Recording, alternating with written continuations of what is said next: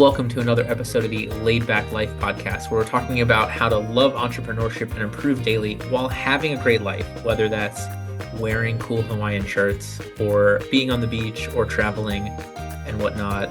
We're so happy to have you here. Last week, we had a really interesting conversation with Russell Knight about how you can learn your way to a great life. So Russell talked to us about how he really committed to knowing every piece of case law that would center around family law, how it helped him get over the Sunday scaries, how it helped him market, how it helped him attract team members that are interested in that. It's a super cool conversation. Today, though, we get to go more meta in a way that I am so excited about. We've got Andie Herrick on with me. She's the founder and co-owner of Untied Business Solutions firm, a bookkeeping and fractional CFO firm. In her free time, she's an avid traveler, a fashion lover, and fanatical about the art of cultivating deep friendships. And also, she did not write this, so I'm putting this part in. One of the most systems-driven people that I've seen, but not in the anal human robot system. In the, I have a system so that I can be a human, so I can do the traveling, so I can wear the fashion, so I can have the deep friendships. So I sent her a message several months ago that was like, hey, what do you think are the 5 most important systems for somebody to have a great life? And Andie had an answer, immediately, at least the first couple, that has since snowballed into our 5 here. So that's what we're talking about today. I'm super excited. Thank you so much for having me on today. I'm really looking forward to talking about all of this. Me too, because I don't even know what all 5 of them are. I know what a couple of them are, so I'm excited. I'm going to learn something new for this. But again, listen, I think most people have no system, have no acknowledgement of systems in their life. I like the James Clear, your current outcome is the product of the systems you already have. So no system is a system. But then I think people fear that they will lose out on spontaneity. So I think you do such a good job balancing that. Thank you so much. You're welcome. It's true. I think it's really important to have a plan. It's kind of like the way that people sometimes feel about a budget initially. They're like, ooh, it's just going to tell me all the things I can't do. No, if you run it well, it's going to give you room to do all the things you want to do. And Yeah. you're not going to leak all of that opportunity and all of that resource. And that ultimately is, I think, what we're going to get at today in terms of relationships, time, finances, travel, the life you want to be having. How do you not leak your life away? Yeah. So let's get into it. Okay. I'll give you the 5 systems or categories that for me make the most difference. Having a method for continual self-improvement, number 1. If you don't have a method for self-improvement, you're gonna stagnate. If you don't have a method for evaluating the gaps between your intention and your execution, you're not going to know if you're actually hitting the mark. Number 3 is having a system for managing your finances, whether it's in business or your personal life, hopefully both.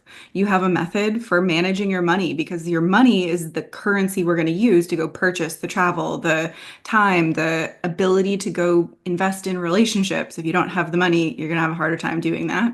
Number 4 is annual planning. What's your time budget? What's important to you to accomplish in the next 12 months? And then number 5 is relationship evaluation. Who's in your life? Who do you want to have in your life? Are the people that you have in your life showing up in a way that maps to what you're looking to have in your life? And who needs to get pruned? It's kind of ruthless, but you got to make some cuts every once in a while. You grow, you change, life evolves, relationships shift. Those are the 5. I love that you used pruned because I do not have a green thumb. Everything is dead from that perspective. But I finally over I don't know the last 5 years I was like I'm gonna grow an herb garden. This was post the beginning of COVID. This was second stage I'm bored. And so pruning is actually it's good for the plant. You were cutting off the dead stuff to allow. So I think we always look at pruning as a bad thing, but that's actually what you're supposed to do to keep these plants healthy. So I love that you use that one because it sounds bad, but really you are freeing up yourself to have better relationships with everybody else, to free up this person to not be, in the orbit. Yeah, pruning is a good one. It's one of my favorites. I don't tend to have good luck physically gardening plants, but I tend to have great luck pruning and gardening and tending relationships. There Like we I go. like I've explained in most of my Instagram content, in all of my friendships, I am fanatical about pursuing deep, meaningful friendships and relationships in my life. And that is a garden worth having, in my opinion. Yeah. All right. We're gonna start with that one then. I know it was your Okay, last one, but like great. we're there. So, one of the things that I do every year is I make a calendar of all of the key relationship moments that are going to happen in the year. So, I'll look at whose birthday is coming up, whose wedding anniversary. I think that one gets skipped a lot nowadays. People forget. But for so long, that was such a meaningful moment for the people in your life. And I've carried that for myself. So, I'll make a calendar. Whose birthday are there key anniversaries for them, whether it's a marriage anniversary, anniversary of adopting a child, anniversary of a parent passing away, the people in my life who have meaningful moments, because it's easy to miss them.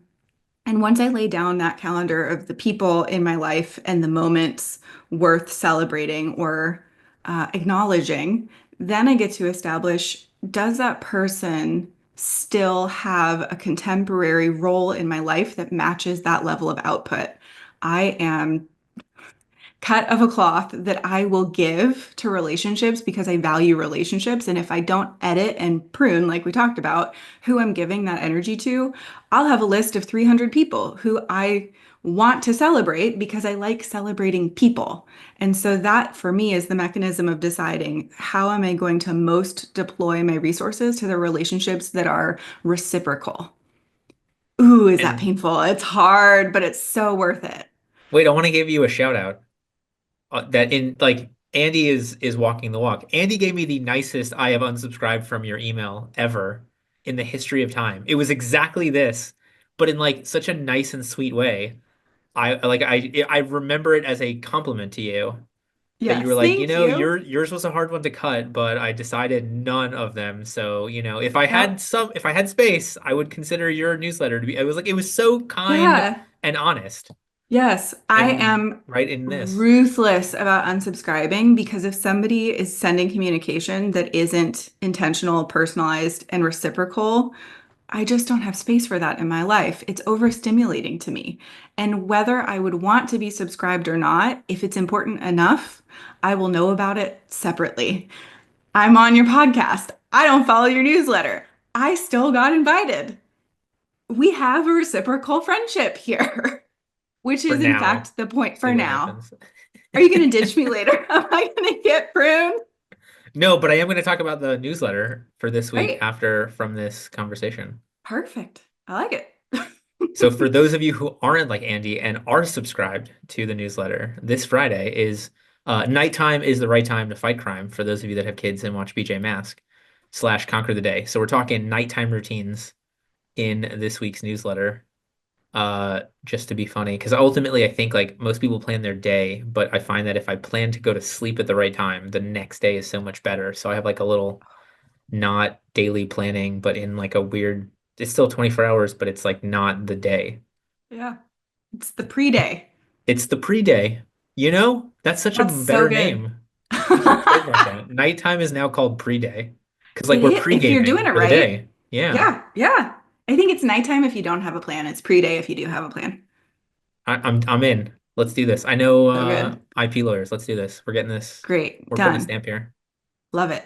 All right. So in terms of relationship evaluation, walk me more through like so Yeah. you've got these things and now you're making the decision, are these people the right fit for me to have this investment in the relationship to honor these Hmm. events? What else are you Yes. doing with this relationship evaluation? So I will look through my recent communication, whether it's who I've spent time with. I look at my calendar. Who have I spent, excuse me, who have I spent time with? Okay, we can edit out the dead time of Great. the drink. Who can I spend time with? Um, or who have I spent time with? Who have I texted? Who have I spoken with on the phone? Who has initiated that communication? So I'm evaluating who have I had touch points with and was it both directions or am I chasing somebody? Because I've had friendships like that where it's like, wow, I really like spending time with them, but we only ever spend time when I open the door. If I look at the last 10 iterations of us connecting, if I reached out all 10 times, that's a good marker for me that regardless of how much I enjoy that relationship, it's lopsided and it gets downgraded. So I literally will have the calendar of events worth acknowledging. And then I will also have a list of what relationships am I going to communicate at what frequency. So some people are weekly, daily, weekly, right? Those are my key people. If I'm not talking to my best friend once every week, I need to put more effort in because I do care about that relationship. And so if I'm cluttering up my life with other people, then I'm not going to be investing with depth in that key relationship. And so I start with the boulders and fill in with pebbles. And then at the end is the sand, right? So it's like the three levels of relationship. So the daily, weekly, the monthly, and the quarterly. And if I'm not trying to communicate with somebody at least once a quarter, they don't need to be in my list of intention. Whatever relationship we have is an acquaintanceship, really. And however that happens, so be it. And So so, yeah, sorry. I I want was to just make an going to say, important caveat to what you said. yes, I have friends and I have referral sources. yes, Sometimes my friends are referral sources, sometimes they're not. So the like, I believe my friends and I should have a balance of who initiates conversation. I do not believe that with my referral sources. And in fact, like that's my easiest differentiating factor. And yeah, so like I love the way that you frame that, but I just want to make sure like for people that are networking yeah, more than just having friends, you don't expect I don't expect my referral sources to initiate, but I do want us to have fun when we get together. So like I will right. downgrade Absolutely. people to referral source, maybe. I don't know. It's just a separate allocation. It's a Yeah. separate avenue. And sometimes people shift. They might be a referral source that does initiate, and you have such a great time together that you end up cultivating a personal friendship that then they get upgraded. Instead of getting Yeah. pruned out, they get moved up on the list. And that is how I know what relationships to put more intention into when I get to the annual planning part of my life. I dig it. Oh, so then that's a really good segue from 5 to 4. Now that I've made Yes. your order go the opposite. All It's right. great. I like it. So, number four is annual planning and a time budget. So, I take those relationships once I've figured out who deserves and is worth my time, which is such a harsh way to say that, but it's true. Not everyone is entitled to access. Not everyone who likes you earns a spot on the bus. It's got to be you determining for yourself. And it might be messy. There's people in my life whose relationship status doesn't earn them a spot on the top list. It's like, okay, well, just because we are a certain title to each other doesn't mean I owe you my life or access to me. So my family tree does not all get equal access at the first tier. Okay. And I was like, yeah, got it. like they don't earn that spot. And I'll leave names and titles out because I don't want to hurt any feelings. But like there's people that you're like, oh, but that's a very close family tie. I'm like, well, what'd they do to earn a top spot? Nothing. If they weren't initiating contact and they only called me in crisis, they're getting pruned out. So when I when I take that list, I sit down for the year, I ask myself, what am I going to do with my time to invest in these relationships? Does this person who has this date worth acknowledging need me there in person? Almost all of my friends and family are long distance, so it means getting on a plane. There's only a finite amount of times I can leave home without it destabilizing the goals I have in my life. So I will plot all of that out on a calendar and I take it and I tape it up on the wall and I spread it out and I'll say, okay, well, I've got 2 trips in March and 1 trip in April and 3 people asking me to go somewhere in May and there's 47 weddings in June and I can't go to all of them. So I take then my list of people, the hierarchy, and start to make decisions about what I'm going to gracefully opt out of. And I think what that is subtly pointing to is that I've crafted a full life. I have a lot of people in my life.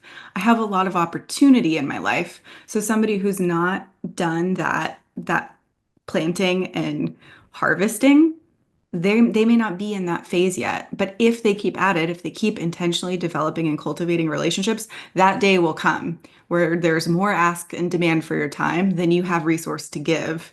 And so I'll plot it out. And I've asked myself the question for each time I travel, what's the cost? It's usually 2 days on the front end and 2 days on the back end. So however long that trip is, I'm losing 4 days of productivity, mindset, stability, groundedness in my own space. So it's the cost of the travel, the cost of the time investment, and the cost of the opportunity loss. And So I'm if you're happy. wait, if you're traveling for 7 days, you're figuring day -1 and 2 and day 8 and 9 are also lost. Yes. Okay, And got it. I can still do something those days, but it's not going to be the same as if I was home and grounded and in my routine. There's a transition cost for me. And I know that because I'm a routine-oriented person, clearly, and also because I'm an introvert. So I'm going to have all this other external stimuli. I'm going to have the travel and the airport and the rooting around and packing and unpacking. And I have an assistant that helps me with those things to mitigate some of that loss. But then there's also the cost of hiring an assistant to help me with all of that. Right. Hence the need for the time budget and the calendar. There, a few years back, was a year where I said yes to everything coming out of COVID because I was so hungry for that connection and that investment with people. And I ran myself ragged. I just did too much. Like, well, whether I want to or not, whether it's convenient or not, I need to estimate the actual cost of doing these things. And like I have a packing list, and my assistant has a schedule for when she needs to start prepping me for things. Like she manages 95% of that. Ordering food, getting dry cleaning done ahead of time, ordering clothes ahead of time, ordering office supplies to location, booking the hotel, booking the flight. Like she does all of that, and I still have 2 lost days on either end. And so it is. I don't Yeah. maybe want to acknowledge that, but it's still true. And so when I do that time budget, it lets me know on any given day, week, month, how close can I plan things? And oh, by the way, if they're too close together, my relationship, my romantic, domestic relationship suffers. So where does that get prioritized? And if I don't put it visual because I'm such a visual person, I that's what I will sacrifice. Is this like the Jesse Eisler like big ass calendar?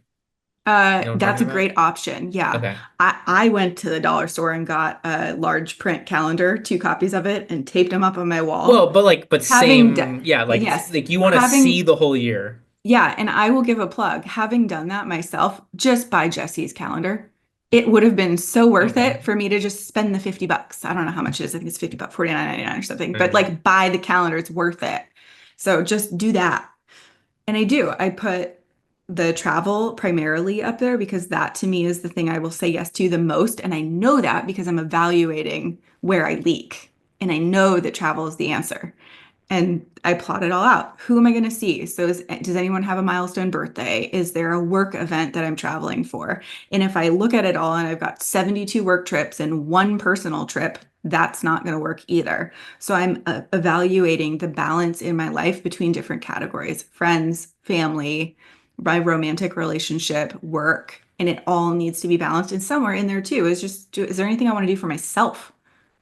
Is there a retreat in there? Is there any reflection time?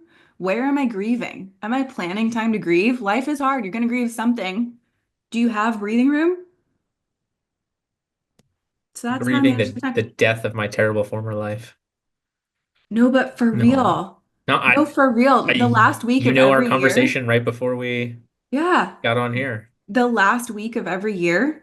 That's my plan. I go grieve whatever did or didn't go the way I'd hoped for it to. Interesting. So I Well, can let it go. so it's fascinating the way that you frame this is fascinating to me. So like, my wife, kid, and I did the cross country road trip. And then in that, 400 days, we came back to Orlando, I don't know, 5 or 6 times. In retrospect, there's so many people that I saw more often then because I knew I only had 4 or 5, 2 week windows to see them than when we could see each other at any point. Yes. Like that's a just fascinating. Like I love, it's just fascinating to me when you're like my long Mhm. distance relationships with people, but then Yep. it helped me plan to see people more, I think. Right. Yeah. And if you're marrying those two things of the relationships you've ranked high enough in your life to have frequency, a high frequency, and then you're managing your time, then you know, okay, every week I look at my list, who do I need to call? Every month I look at my calendar, how often am I seeing the people that I'm wanting to see? Right. Every quarter, you look at your calendar, the people that are lower on the list, did they reach out? Did I reach out? Is there somebody that's only ever initiating with me? Do I need to go invest in that relationship or do I need to politely tell them I'm not that available? Like sometimes the answer is cutting somebody loose. Like, hey, I really appreciate you reaching out. I'm just not that available for additional relationships at this stage of my life right now. I just don't have that much bandwidth, and I want to be fair to you because I notice how often you initiate, and it means a lot to me, but I also value your time, and I'm just not that available in this stage of my life. And if they float around, great. And if they go away, okay. But at least they don't think we have something more than we do. What's the worst response you've gotten to that? I usually haven't had bad responses to that. Okay. I'm just imagining somebody being like, "Yeah, well, F you. Like, I won't have Well, time for you then." Well, was that even really a relationship then? If I'm communicating my availability or lack of and somebody else takes that personal, that doesn't it's not a reflection of me. It's a reflection of the relationship we didn't have in the first place. Well, you know Brene Brown's boundaries definition? Tell me. Oh, so boundaries are the point at which you can love yourself and the other person, or the other person and yourself. And I Yes. like that's exactly like you are nailing that to a T with that statement. Like this is Yeah. my Yeah. boundary.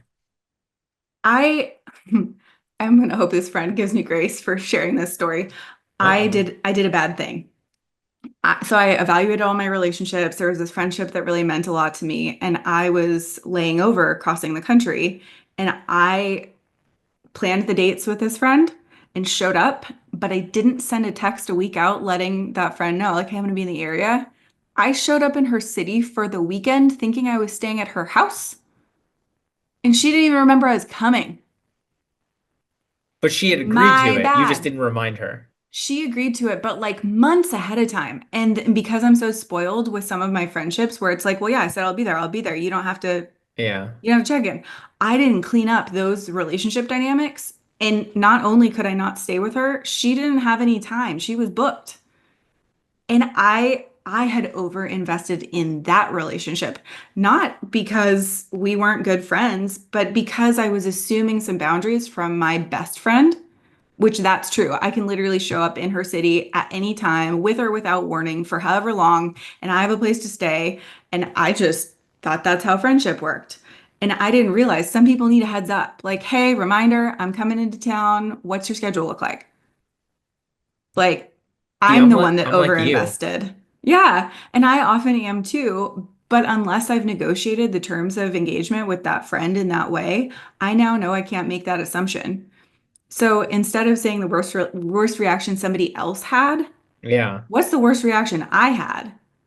Which was to say, you know what? I actually didn't clarify this expectation with this friend. I actually didn't communicate very well. It's been 3 months since I said a peep, and then I just showed up. And if I know that a friend is in a busy season of their life, maybe they just moved or had a couple kids or life is chaotic, I can't assume I'm really high up on their friend list unless they've told me. And so this was a situation where I was putting too much stress on a relationship that didn't need me to do it. And fun fact, we navigated that well, and we're closer now than we were then because we learned how to have grace and communication and navigation in that relationship and how to say, like, oops, you're right, I messed up. And she held her boundary. Like, you didn't actually ask if you could stay here. Like, it's actually not a good time. And I didn't hold that against her. So we got to learn how we each operate in conflict in that relationship. But I won't See, make that mistake again. that's why I like calendar invites. Like somebody Right. is It coming, clarifies like, so much. hey, It I'm gonna clarifies be so in much. Orlando for a conference in October. Yes. Great. What days? Awesome. I think I'm available, Friday and Saturday. We'll get closer than that. And then I'm like, hey, Hmm. personal assistant, put on my Yep. calendar, so and so's in town, invite them to it, mark it for these days. Like we'll Right. hammer out details a couple weeks out. Yes. And that is a teaser for some of the other systems that I have of evaluating intention and execution and also evaluating self-improvement. But okay, I don't want to leave this one for at least one more question. Okay. You 15 minutes ago, you said to have a full life. Like you Yes. had this exact, and it has stuck in me since then. How full are you making this calendar? Mm, this year, I have maybe six big commitments for trips and travel. Okay. That year, I want to say I had close to 20. But like how many? Okay, so I guess so if you're capable of 20-ish and you have six, you are 30-40% full. No, I'm 100% full. I require more downtime. But like, okay, 20 so was that's too the other question. many. Yeah. 20 was too many. Okay. So I was over committed that year. I'm Yeah. not under committed now. I intentionally have six. And one of those trips is a month-long trip to my hometown in the San Juan Islands in Washington. I'm going to go live on an island for a month. There we go. So, like, it's a bigger trip, but I can do that because I'm not burning the candle at both ends, booking 16 or 14 extra trips that are little tiny trips that didn't really need to go on in the first place. Okay, so six trips is full for you, or the amount of time that these six trips take is full for you, or Yeah. Between the spacing of the trips and the length, and there's a trade-off there. So if I wasn't going away for the whole summer for a month, maybe it would be 10 trips. But I need enough time stable to execute in my business and for the personal goals that are important to me. and you are intentionally booking those 2 days of buffer time. At least, yeah, So minimum. so then that's my question. I guess I'm using full incorrectly. For somebody that is in year one of this, Hmm. how much time do they need to put as potential buffer time? How do they figure out how to have those 2 days of buffer time? Like what? Because I imagine somebody's going to do annual planning for the first Yeah, time from yeah, this yes. and then like drive themselves nuts and by middle of February be like, nope, I'm out, throwing it out the window. Yeah. So what I would say is do a small scale test. Anytime you're trying to figure that answer, do a small scale test. Take a Okay. trip. Whatever trip you already have on the calendar, use it as hypothesis and analysis and draw some conclusions. So take a trip and factor after the fact, did I leave myself enough time? If you book 2 days or if you book a week or whatever, of like, I really need to not have social commitments the week up to this trip. And people naturally already do this. They'll look at a calendar and say, I'm going on vacation to the Bahamas for a week. I'm going to need to like pack the kids and do the laundry and clean out the fridge. So they already know, like, I probably shouldn't book social commitments that week. And then on the back end, evaluate each day until you feel like you're quote unquote back to normal. How many days does that take? And each person, it's going to be different, but take a trip and see Right. what that cost is and actually consider the domestic and logistical components of taking that trip, having that travel. And also, different relationships might have different requirements. I can tell you if I'm going somewhere with my best friend, I don't need a heads up. I can leave tomorrow. I'll show up in whatever I'm wearing and I'll come home and it'll be fine because the emotional cost is so low with her. It's like breathing. It's just as easy. If I'm going to go to a family reunion, I need a month on probably on both sides. My family is nutty, just like everybody else is. My family's nutty. There's going to be so many relationship dynamics and I'm going to be wrung out.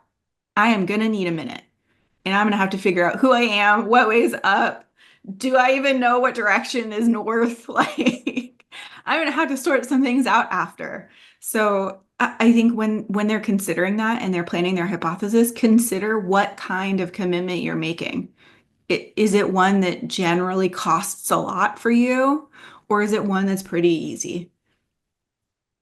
All right. So my from what you said, the thing that I would Yes. add to anybody who's interested, because I do this and it works for me, for the annual planning and for the relationship evaluation, smashing those into two, I have a list of it's like 3 to 4 a month of like the stupidest holidays. International Pancake Day, Cheeseburger Day, whatever. And so what I'll do is like because you're talking about like finding the time. So either if it's somebody's birthday, anniversary, whatever, and I think they would like this like stupid holiday, like, hey, for your birthday, let's go eat deep dish pizza. It's deep dish pizza day the next day or whatever. Or like so my son's birthday's March 2nd, my wife's April 25th, I'm May 5th. So like I'm not getting anything more in that time frame. We're gonna go on other trips. But like when you're sitting there in that random like August before school starts and there's nothing, I'm like, hey, there's International so and so day. Like, let's go do something fun. Let's go, where's the best burger within 2 hours of Orlando? Let's do a day trip for the weekend out to get this for International Burger Day. And so like that way I have these like I'm gonna call them stupid holidays because I think they are, but they are like the opportunity to trigger like if I have the space, if I have the time, if I'm trying to see somebody and do something different, if I want more stuff in my life, like here we go. We can do more for these things. I love that so much. That adding the novelty to it and the playfulness, that's such a gift to the people in your life. I hope so. It really is because we forget. It's like, oh yeah, we can have all this planning and be all routine and systematic about it, but you have the whimsy and the fun and the carefree attitude, and it is one of your gifts. I hope that you Thank know you. that. Yes. When I have the time to have the whimsy, it's there. Like I don't need to go look for Yeah, because there are I other get because that. I get like there are other seasons where it's like I'm not putting anything else on my plate this month, Mhm. this week, this whatever. I would challenge, even in the moments when you don't have more time to put on your plate, you as someone who moves through the world that way takes the whimsy with you. You always have a quip. Ooh. There's always a funny quote. There's always a joke. You always have a comedic perspective. You're wearing colorful Hawaiian shirts as part of your brand. I mean, come on. Thank you. You are the whimsy. I am the whimsy. There we go. Pre-night and I am the whimsy. I'm gonna make Yes. t-shirts. I love that so much. Pre-day routine. Yeah. Too funny. All right, so self-improvement, intention, execution, managing money. Where are we next? The money one's easy. Okay. Know what you make and know where it's going and plan it ahead of time. That's it. Have you That's read that's the Scaling Up plan. by I have Vern not. Harnish? I have Okay, not. so his for the personal side, I don't think this matters. For the business side, the chapter on cash flow, where you can grow a profitable business to into the red, is the most amazing chapter on the flow of money in a business I have ever seen because I never thought about it. And obviously, like they game the numbers to make it make sense, but like it Sure. makes sense. So that's the one thing I would add from a managing money perspective. Read at least the cash flow chapter of Scaling Up because you could look at a profitable business and double your sales and actually go out of business Yeah, if it's 100%. not flowing correctly. hmm I'm gonna read that chapter. Yeah, it's like I can't even explain it better than they do. It's Mhm. just I read it a couple weeks ago and now I'm just like, huh, that's why I had all those issues at my business when we were doing Yeah. 750 a year because like it was taking us too long to recover the money to put it back in to hmm even though it was there, even though it cost me nothing with my time. Like it was Right. wild. So You I can get would caught out if you're not, yeah, if you're not careful, you can get caught out in the gap. yeah. So Yeah. managing money, just be aware that everything you could be profitable and increase revenue and increase sales and be in a worse cash position. Mhm. As banks love to sell lines of credit for that reason. They love to. Like you could also just have a plan ahead of time. Like I said, know what's coming in, know where it's Yeah. going, and have the plan ahead of time. Yeah. Like it's that simple. And it's shocking to me the number of people who don't do that. And I don't care if it's Dave Ramsey or Suze Orman or bigger pockets or like I don't care what financial plan you're following, just have one. And same Yeah. thing with business finances. You can be doing profit first, you can be I mean, there's any number of things structures you could be running, but just like commit, have one, have a structure, make your own, but know what's coming in, what's going out, and decide ahead of time. So you don't have the kid in a candy store situation where like, ooh, I've got this clutch of money. Let me go deploy it all. Or the opposite of, ooh, there's all this money that came in and I can't spend any of it because what if it never comes back? Right. Like you got to spend the money. It's currency, literally the name of it. It's supposed to be moving. You should be spending it. Maybe not all of it, but like Use it, deploy it. It's a tool. If you don't use what you have, you will not get more. There's a lot I could say about that. I really like Amanda Francis's book about money. Um, What's it called? I'm not even sure if I can say it. It's got a cuss word in it. Can I say it? Fuck yeah. Okay, great. Rich as Fuck. All right, there we go. Amanda Francis's book.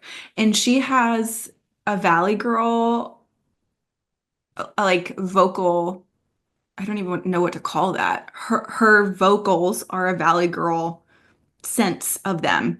But like get the audiobook. There's so many gems in there that come through only in audiobook.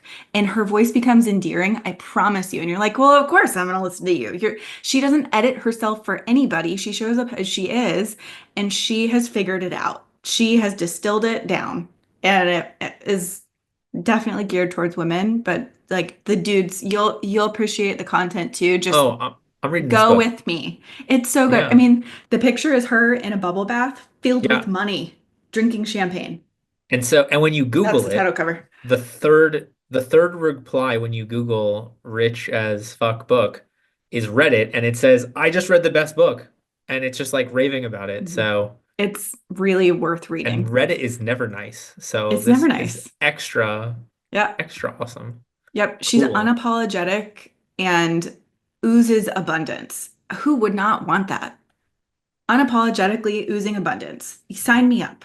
So, like, she's great. So, my point being, have a plan. Happen to your money. Don't let it happen to you because what's going to happen if you don't have a plan is all the money's going to go or it's going to get parked and you're going to have opportunity loss. Either way, you're missing out. Just that Yes. one thing. If you don't plan your relationships, if you don't plan your time, if you don't plan your travel, if you don't have self-improvement, if you're not doing self-evaluation, if the only thing you do is manage your money better, your life will dramatically improve. It And has to, because the American way generally is to be broke. but look Like, at yeah, like know what's coming in, know where it's going, and plan it ahead of time. the Gilded Age 2020s instead of 1920s. Yes. And you're just teeing me up for all of these. And this month, our super cool special is we have our Making a Marketing Plan SOP and our Ultimate Sales Process SOP. They're normally $500 a piece. This week they're 500 together. So if your money management is saving $500 or getting twice as many things to help you, this is the month. It is the month. None of Gotta my do it. segues are nearly as good as they have been here. Just so if you watch other episodes, they're in the newsletter, so you may not get the link to them otherwise, but you've given me the best segues. I dig it. I take the bow. So, Self-improvement or intention execution gap? Let's do intention execution gap because I like the self-improvement catch-all. okay. All right. So, number four, if we're going in reverse sequential order, number two, if we're going in sequential order, is having a method for evaluating the gaps between your intention and your execution. A lot of people really have great intentions, and they'll assume that the people or the things in their life that they have intention towards are being nurtured. That's not necessarily the case. I see this a lot of times in my relationships that are familial. Somebody will say, well, I love you so much. You mean the world to me. And then when I ask for something that would require an inconvenience, they can't do it. Like, okay, so your intention is that I mean the world to you, but your execution is that I'm not worth being inconvenienced for or Well, to. or the world means nothing to them, and so therefore, Right. Yeah. Yeah. Or any number of things. Like we could really psychoanalyze that. But the net to me is that what they say and what they do are not aligned. And I feel the way their actions caused me to feel, not the way their intention caused me to feel. And if we flip that the other direction, do I care enough about those relationships that I have like really curated and self-selected? I've really come up with that distilled list of people that should mean the most to me. And if I'm going through heroics to plan the time and show up with them and invest the money in those relationships, and at like 6 or 12 or 18 months ahead of time, I'm making that plan. And then I show up and I'm on my phone the whole time, is all a waste. I might as well just not show up. It'd be better to not show up than to show up and be absent. Right. And so that for me is the question of, am I causing people to feel with my actions the way I intend for them to feel? Or am I taking care of myself the way I would intend for me to be taken care of? I might say, oh, I really value myself, but then I haven't pruned out somebody who treats me poorly. My execution is telling me I'm not really willing Ah. to protect myself. And so then I get to look at that and clean up the relationship with myself.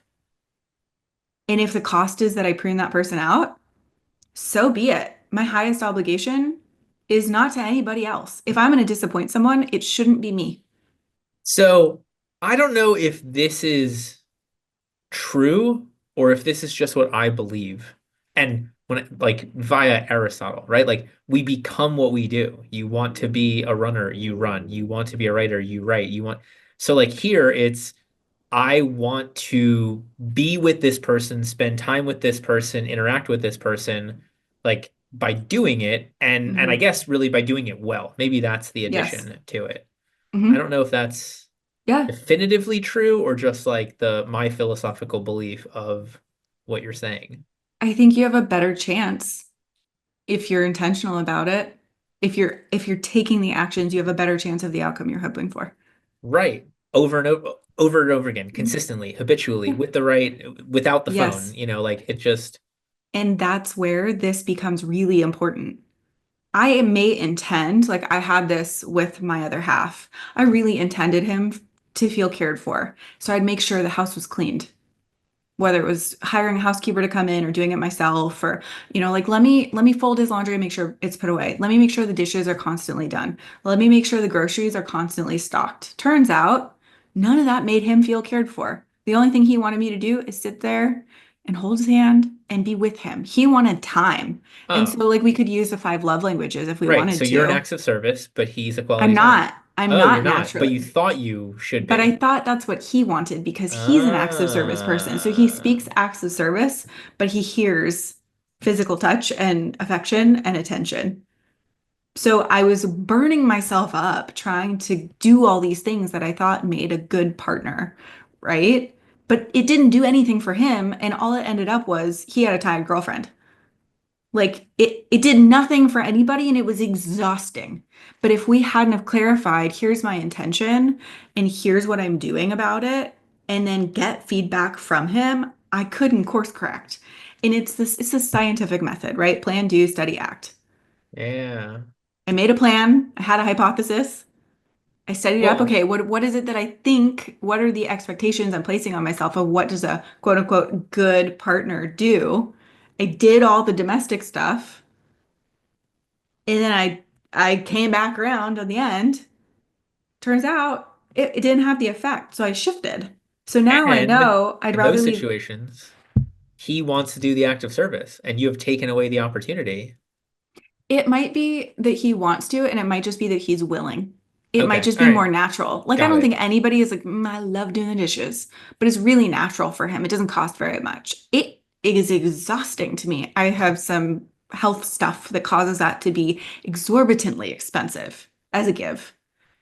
And he'd much rather, if it's going to be expensive, let's at least do the thing that fills his tank the most, Yeah. right? And so the mechanism, if we're talking about intention versus execution, it's two parts. It's the continual daily monitoring of the reactions of the people around me.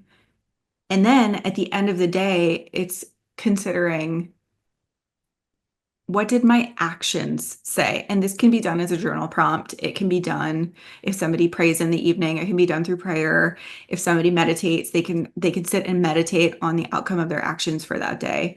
But it's both for me. It's evaluating real time. Is there anything I need to clean up in these relationships? Am I noticing that the intention and the execution aren't the same? And then at the end of the night, and then, whether it's quarterly or annually, do I have housekeeping for that? Am I actually writing out what my intentions are in my life and looking at my life as a side by side comparison? We're all going to have gaps, every single one of us. And so it's that practice of having hygiene around it. What's your mechanism? What's your frequency for evaluating those things? And there are so many great journal prompts out there and meditations and prayers. It can even be a routine conversation that you have with your key relationships. You can find your own mechanisms And depending on see, I think how that's you the do it. biggest missing piece is how Yeah. like how infrequently Adler will tell you all problems are interpersonal problems, but how many of them can be solved just by communicating like, hey, I thought I was doing what you wanted, Hmm. or I Yeah. thought this is what you were looking for. Hmm. So we've gone past our time. If it's cool with you, it's cool with me. I just want to make sure. All right, awesome. We have both preloaded our year to allow for an extra 5 minutes of podcast timing. I like I dig this. it. Anything else before we move to self-improvement? Number five or number one, had I gone in the correct order? There's a lot that can be said for evaluating gaps. And I would argue that it's less of a question of looking at what I do versus what the other person does, and more of a question of what I do compared to what I intend to be doing. So I try and this is not something that is my own concept. This is something from personal development work I've done, but I need to ignore their side of the ledger. I am only responsible for my side of the street. If I'm looking at my actions, my outcomes, my intentions, that's why it's important to evaluate those relationships because it's not obligatory. It's not, well, I give this and they need to give me this, or if I give this, then they'll give me something else. It's truly, am I intending and executing in alignment with who I am? For example, am I being the daughter I want to be? Is my execution of the role daughter in alignment with my values and my character, regardless of whether my parents do or do not deserve me to act a certain way? Well, but And I think parents there, are easy because we've all came from someone, right. but But how do like, you, sorry, I'm cutting you off. Continue. yeah, it's just it's not a reaction. It comes from a place of self-determination. My intention for my action, my intention and my execution are determined by what matters to me, not by what somebody else says I should be doing. Somebody might say, "Oh, that, that's your family. You really should be seeing your parents, talking to your parents as often as possible." But I need to determine my intention for my definition of a good daughter. And when we're talking about this bigger picture of living the best life, it's the life that I sleep well knowing I've lived. I am comfortable with other people being disappointed or let down if it's in alignment with my values for me to have acted a certain way.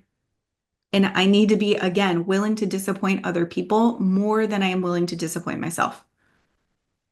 But how do you merge that with the you committing acts of service when he's looking for quality time and physical touch? Like there's obviously you changing that does not undermine who you are, but at the same time, it's like you providing what the other person's actually looking for, but in a way but how does that jive with your side of the street? My romantic relationship gets higher weight in my hierarchy. I'm more invested in that relationship. And so I'm willing to bend and compromise and give and have more generosity there because I've elected that as the primary relationship in my life. I picked that. I Right. picked being generous. I picked being self-sacrificial. That's the place. And if that relationship doesn't deserve me to be generous and self-sacrificial, I'm probably not in the right relationship. Correct. Yeah, but so okay, I might butcher your analogy, but That's I'm okay. trying my best. So you did the I control my side of the street. Yeah, I almost feel like I will look at my wife's side of the street and be like, "Hey, this is what my side of the street looks like. Are you okay with that? Yes or no?" And then her being like, "Well, I wish the lamppost was bronze instead of black. I wish this part was thing." Okay, great.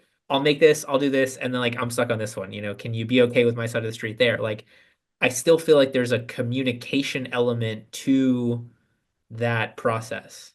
absolutely there is. Okay, cool. All Yeah, right, there we're on for the same sure is a page. communication component in the relationships that merit compromise, Ah, right? So the relationships that are in that highest rung of my evaluation of who matters the most to me, they get the most input.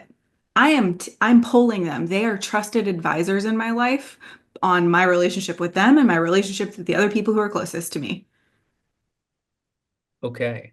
All right. So, So anything else before we go to the last one? I want to talk about our next episode and then. no, All right, cool. So next week we have Bo Atkins on. For those of you that don't know Bo, he's super cool. He is a family law attorney in Canada, really focused on this like flat rate billing model, but ultimately like doing that has caused him to completely reevaluate his entire firm. And he also runs like his own personal level 10 EOS style meeting. Like it's going to be a great chat next week.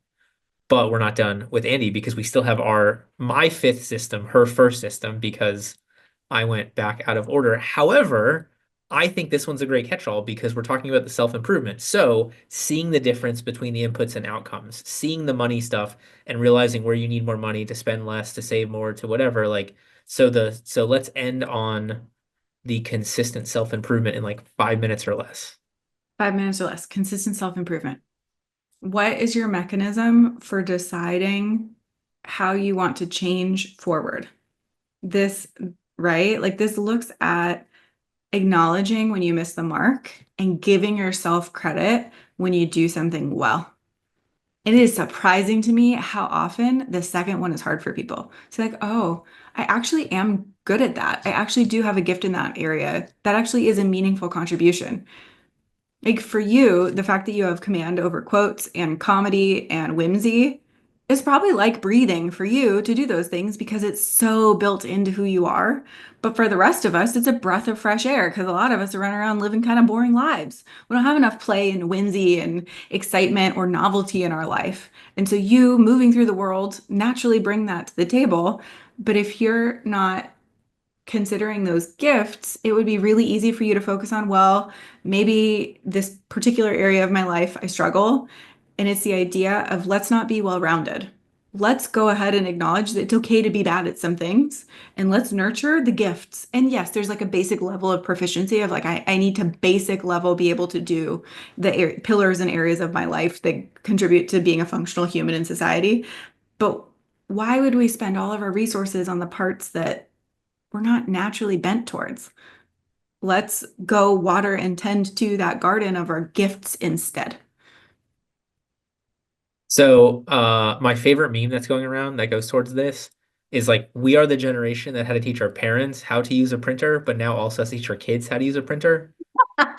And so I'm like, there are like I feel like there are certain things where like your age, your culture, your area has like forced you to be good or at least competent in. But otherwise, like there are so many moments where I'm like, like I have no patience with Yes. clients, so I stopped talking to clients 5 years ago. Like I hired people that want to have that conversation, and then like I can coach my employees up to make things better for the clients who get better service from somebody who they like more, who likes. So Yes. yes, I Yes. agree. So it's having some kind of regular maintenance. And again, back to that word hygiene. What's your mechanism? Also could be journaling, also could be prayer, also could be meditation. Like I don't, to each their own. But for me, it looks like writing and it looks like conversations with key advisors. It looks like calling somebody who I trust as an advisor in my life and telling them, I did this thing and it was a bratty thing, or it was an entitled thing, or whatever. And I lay out all the ugly babies. Here's all the things I did and all my ugly babies. And can you help me put that back together? I'm a verbal processor. It's great for me to do it out loud.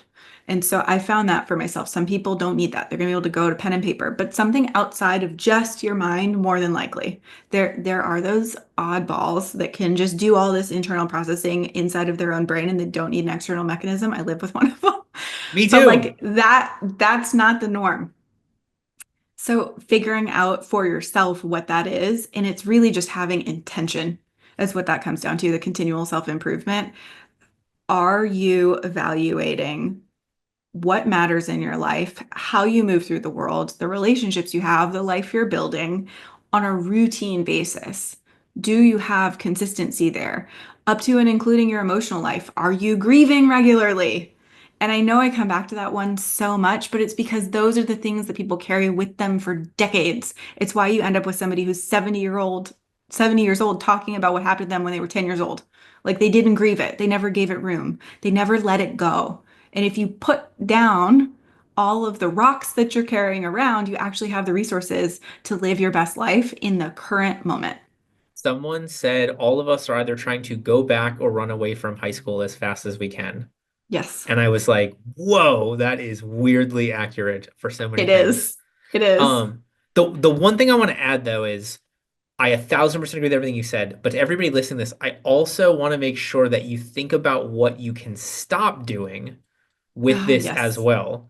So this Yes. is not just putting more on your plate. It's me deciding I'm not taking a case again because I was not having the right involvement in the cases. It's, Mhm. so like a lot of this self-improvement is a don't do or a do less or a Mhm. so that you have the space for more so that you can upgrade your skills to the next level or whatever. Yep. What matters to me? What's the cost? Was it worth it? All right, so for everybody smart enough to want to connect with you and potentially make their way into the pruned, wonderful garden that is your life, what's the best way for them to get in touch with you and or contact Untied Business Solutions? Yeah, so for me personally, which is where I do a lot of the conversations about life and structure and personal systems, my Instagram is the best place. At Andie Herrick on Instagram. Like, hey, hey, see you over there. And for Untied, the best place is through our website, www.untied.work. No .com, no none of that, just UNTIED.WORK. I love it. All right. Thank you so much for being with us, Andie. Thank you to everybody who watched and listened to this. We'll see you back here next week for Bo's episode, and I hope you will enjoy the 3-day routine focus newsletter this Friday. Have a great week, everybody.